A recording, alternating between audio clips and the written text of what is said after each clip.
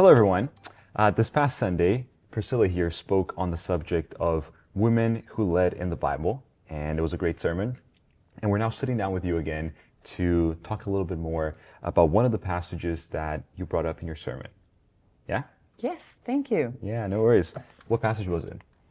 We discussed a lot during the sermon, but Yeah. I think you were aiming for the woman that anointed Jesus in the scriptures. That's the one. Yay. So this passage is described in the four Gospels, but there are differences between their description and how the narrative goes.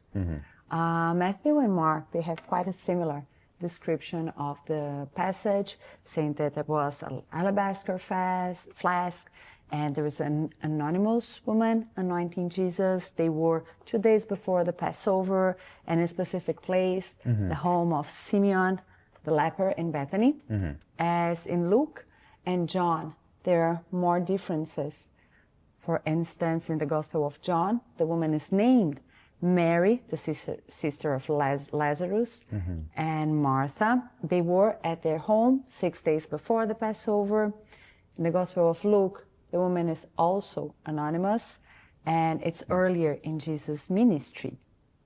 One similarity between these two is that the woman poured the perfume in Jesus' feet and wiped it with their hair. And in the other passages, they broke open the jar in Jesus' head and anointed him. So yes, there might be a place in the scriptures that Jesus was anointed by women more than once. I see. Okay, so we have the story that is told in 4 different Gospels, and there are differences. Before we get super into that, I'm just wondering, what was the significance of that story in your sermon? In our sermon, what we want to point is that not only a woman anointed Jesus, but also people around them criticized them, and it is described in all Gospels that they were rebuked because it was an expensive perfume that was extravagant act. And Jesus defends the woman. She stands for her, and he mentions that this gesture would be remembered whenever the gospel is preached. And interestingly, there's in 2 Gospels, 3 of them, Judas is mentioned immediately after rebuking women, and then in the next narrative is the one that he kisses Jesus and betrays him. So he is arrested. It's close there in the book. The stories are put back to back. I see. They're not the same story. So what is common in the 4 of them is women anointing Jesus, people criticizing this action, Jesus defending and accepting this action, and then in 3 of them, Judas is present as an opposition of women being faithful and honoring Jesus, and one of the apostles betraying him.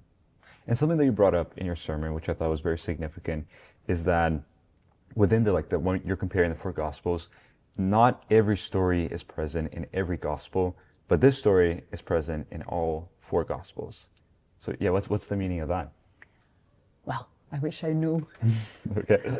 one meaning for this story. I think it was meaningful for the evangelists when they described it. First, because Jesus said that wherever the Gospels would be preached, this story, this woman would be remembered. So I think it says a lot. And secondly, because Jesus was elevating women to a different category, and the evangelists got it. At that time, women were not seen, were not counted, they couldn't vote, most of them didn't know how to read or write, they didn't have a voice in society. Women and kids, they are considered under an inferior category of human being. And being placed in all Gospels, besides Jesus, in opposition to a man who betrayed Jesus, kind of elevates and brings women to the center of the message of the Gospel. It's been an integral part of God's kingdom, not only men, but women together. Totally. Yeah, and something that you brought up is that not even Jesus' birth is in all 4 Gospels. No, Jesus' birth is not in all 4 Gospels. Only Matthew and Luke, Mark and John, they skip Jesus' birth. And there, different stories that are represented in all four Gospels. For instance, let me check one here. Genealogy of Jesus, there's only in Matthew and Luke, same as this birth narrative. Joseph's dream, it's only in Matthew. And yes, there's a huge variety, and there's charts available online that you can see the differences of narratives and stories that we find in the Gospels. Cool. And I think that also speaks to the point that we were talking about earlier, that the writers of the four Gospels really did have different intentions when they were writing the four accounts, right? And I mean, it's very neatly organized here, but you can totally see how not every story or every moment is as significant to each one of them. No. Yeah. Each evangelist choose specific stories, and the order of the stories often differs. Because each gospel approaches Jesus differently. So they are telling the same story for different audiences. And they have different intentions while they are writing.